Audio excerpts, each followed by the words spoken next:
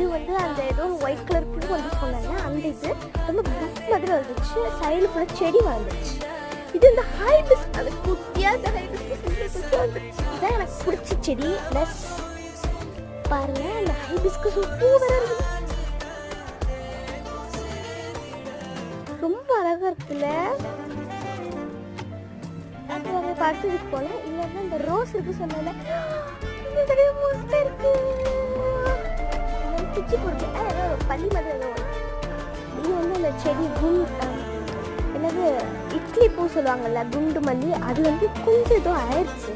ஆனால் இப்போ நான் வளர இதில் வந்து இந்த பூச்செடி சொல்லிட்டு ஒன்று இருந்துச்சுல்ல, அது கூட பப்பாயை வளர்ந்துட்டு இருக்கு. இங்கே ஒரு பப்பாய். இதான் நம்மளோட மேங்கோ.